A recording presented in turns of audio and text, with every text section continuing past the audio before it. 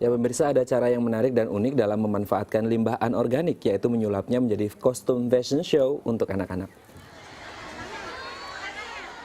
Ratusan model cilik beraksi di atas panggung peragaan busana, memamerkan kreasi kostum yang dibuat dari limbah anorganik. Peragaan busana yang memanfaatkan limbah daur ulang ini diikuti oleh 120 anak dari kelompok pendidikan anak usia dini se-Jakarta Utara. Berlangsung di pelataran Pasar Seni Taman Impian Jaya Ancol, pada 11 Maret 2016 lalu, peragaan busana daur ulang ini tentu saja menarik perhatian para pengunjung. Selain tingkah lucu anak-anak saat berpose, kostum yang dikenakan dari bahan daur ulang juga unik dan eksentrik. Kostum tersebut dikreasikan dari berbagai bahan daur ulang, seperti kantung kresek, limbah bungkus deterjen, hingga kepingan CD. Modelnya pun beragam, dari model gaun hingga kostum pendekar dan kaisar. Ya, selain mengasah kreativitas kaum ibu dalam mendesain kostum dari bahan daur ulang, kompetisi peragaan busana daur ulang ini juga merupakan bentuk edukasi kepada anak agar menerapkan prinsip reduce, reuse, dan recycle. Begini kan, di Jakarta Utara itu sering terjadi banjir. Jadi untuk menghilangkan banjir itu, makanya kita membuat fashion show dengan daur ulang, agar anak-anak itu juga mengerti tidak sembarangan membuang sampah.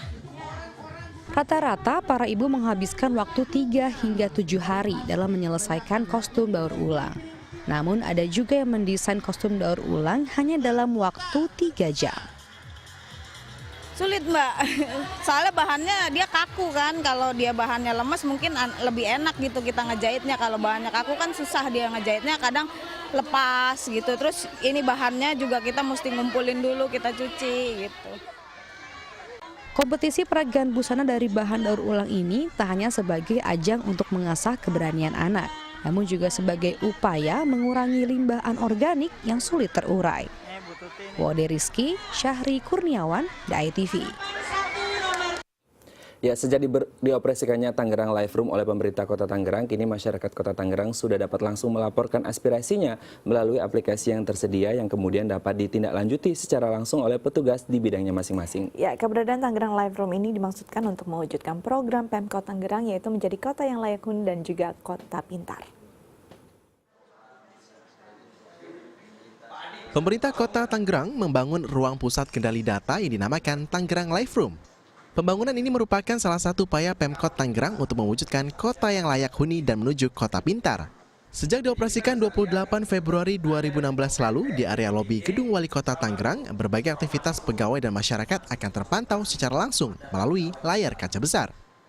Melalui fasilitas ini, masyarakat Kota Tangerang bisa melaporkan aspirasi melalui aplikasi yang terkoneksi dengan semua perangkat daerah. Tangerang Live Room berisikan 11 operator dan perwakilan masing-masing perangkat daerah yang siap menerima laporan dari masyarakat, mulai dari kemacetan, banjir, pohon tumbang, kecelakaan, hingga gangguan keamanan. Dalam satu hari, sebanyak 15-20 laporan yang masuk melalui 7 kanal layanan aduan Pemkot Tangerang seperti email, Twitter, call center, dan aplikasi Laksa. Seluruh laporan tersebut terpantau secara real-time di Tangerang Live Room.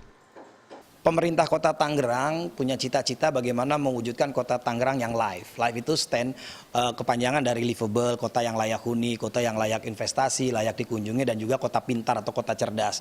Nah, tentunya dengan dibangunnya aplikasi ini, kita pengen bagaimana birokrasi pemerintahan di Kota Tangerang bisa bekerja lebih efektif dan lebih efisien. Apalagi penduduk Kota Tangerang sekarang kan sudah mendekati 2 juta ya, sudah 1,8. Yang kita layani hari-harinya itu ya mungkin kalau pagi siang hari ini bisa sampai 2 juta karena masyarakat dari Kabupaten Tangerang, dari Tangerang termasuk dari Jakarta, pabriknya kebanyakan di Kota Tangerang. Keberadaan Tangerang Live Room ini pun ditanggapi positif Mulyanto, Camat Batu Ceper, Tangerang. Menurutnya, dengan pusat kendali data ini, seluruh perangkat daerah akan terpantau dan dapat memberikan pelayanan terbaik bagi masyarakatnya. Pada hari ini kami diundang oleh Pak Wali Kota terkait dengan penyampaian informasi. Ada aplikasi yang baik menurut kami, sehingga aplikasi yang disampaikan oleh Pak Wali Kota langsung maupun oleh Dinas Kominfo tadi, ini dirasa oleh kami, ini manfaatnya banyak sekali. Selain kami bisa menyampaikan apapun yang terjadi di wilayah, dan kemudian bisa diakses di room ini kemudian ditindaklanjuti, tentunya ini percepatan untuk mempercepat proses atau kebijakan-kebijakan yang disampaikan oleh Pak Wali Kota kepada kita semua. Untuk memanfaatkan fasilitas ini, masyarakat cukup mengunduh aplikasi yang bernama Laksa melalui telepon pintar. Kemudian masyarakat bisa langsung melaporkan dengan disertai foto dan lokasi kejadian. Seluruh laporan masyarakat pun akan langsung ditindaklanjuti oleh petugas sesuai dengan bidangnya masing-masing. Wiwit Purnamasari, Topan Iskandar, DAI TV. Ya, kebutuhan akan ruang terbuka hijau di sebuah kota ternyata membuat Kota Tangerang terus berupaya membangun sebuah taman yang dapat menjadi liburan alternatif warganya. Ya, salah satu taman unik di Kota Tangerang yang telah berhasil menarik minat warganya adalah Taman Potret. Di taman ini, Anda dan keluarga bisa melakukan berbagai aktivitas di taman tersebut. Seperti apa keindahannya? Berikut liputannya. Kota Tangerang kini terus mempercantik diri dan memperbanyak ruang terbuka hijau. Salah satunya yaitu dengan menambah satu taman di tengah kota yang diberi nama Taman Potret yang berada di Jalan Sudirman, Cikokol, Tangerang. Taman yang diresmikan pada 11 Agustus 2015 lalu ini menjadi salah satu taman yang berhasil dibangun oleh pemerintah Kota Tangerang sebagai bentuk pemenuhan 30% lahan terbuka hijau bagi sebuah kota. Di tahun 90-an, tempat ini adalah terminal dan pasar. Lalu sekitar tahun 2000 diubah menjadi ruang terbuka hijau dan dikembangkan menjadi sebuah taman yang cantik. Taman yang memiliki luas sekitar 5.000 meter persegi ini didesain khusus menjadi tempat liburan alternatif bagi masyarakat Kota Tangerang. Konsep Taman Potret sendiri dulu dapatnya dari teman-teman wartawan foto gitu. Jadi mereka butuh ruang supaya bisa mengaktualisasikan, dan sekarang kan masyarakat sekarang rata-rata pengen eksis nih, apalagi zamannya sosial media, punya smartphone, tinggal selfie dan lain sebagainya. Nah, itulah yang kita kembangkan. Tak kurang dari 30 hingga 50 orang beraktivitas di Taman Potret ini. Untuk menambah kenyamanan warga, juga disiapkan petugas Satpol PP. Beragam kegiatan bisa dilakukan di taman ini, seperti berfoto, berkumpul dengan komunitas, hingga melakukan foto pernikahan secara gratis. Karena taman ini telah menyediakan berbagai karya seni yang unik, seperti bangunan bertuliskan I Love Tangerang, patung penari wanita, dan sebuah replika perahu layar yang unik.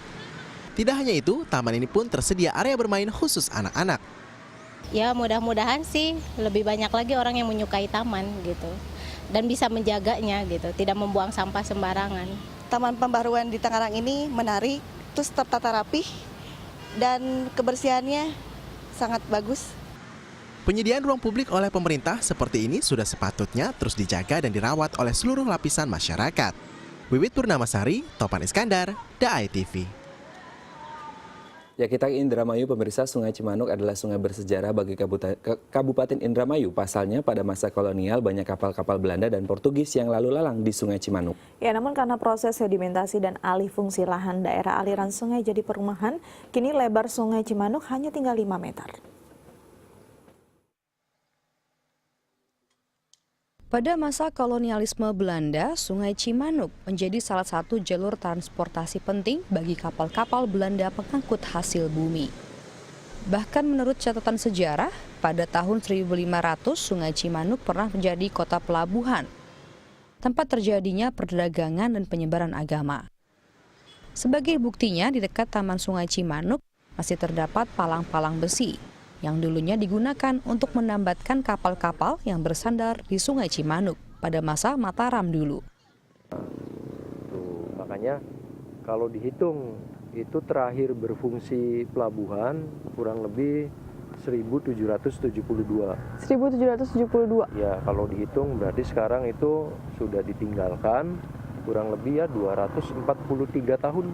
243 tahun yang lalu. Ya, jadi kalau misalkan kita sabangi terus sampai ke sana, ya historisnya cukup panjang. Namun pada awal abad ke-18, pelabuhan di Sungai Cimanuk berhenti beroperasi. Salah satu penyebabnya adalah penyempitan daerah aliran sungai. Karena proses sedimentasi oleh tanah dan lumpur yang terbawa aliran sungai. Kini, daerah aliran Sungai Cimanuk banyak yang berubah fungsi menjadi perumahan warga. Setidaknya ada 4 desa yang berdiri di aliran hilir Sungai Cimanuk, yaitu Desa Pabean Ilir, Pabean Udik, dan Desa Pasekan. Jadi dulu tidak sekecil ini. Tadinya? Lebih besar karena bisa dibayangkan kapal-kapal Portugis tahun 1510 atau 1513 gede apa? Nggak mungkin kalau sungainya segede ini, otomatis pasti lebih besar. Untuk mengenang kejayaan Sungai Cimanuk, pemerintah Kabupaten Indramayu membuat lahan terbuka hijau di bantaran Sungai Cimanuk yang diberi nama Taman Cimanuk. Di taman seluas 12 hektar ini, warga Indramayu dapat berjalan-jalan sambil menikmati suasana Sungai Cimanuk. Harapannya, Taman Cimanuk dapat dikembangkan lagi, sehingga bisa menjadi tempat edukasi warga tentang pentingnya Sungai Cimanuk bagi Kabupaten Indramayu. Tim Liputan, DAI TV. Ya, berikut kami sampaikan perakiraan cuaca untuk sejumlah wilayah di Indonesia.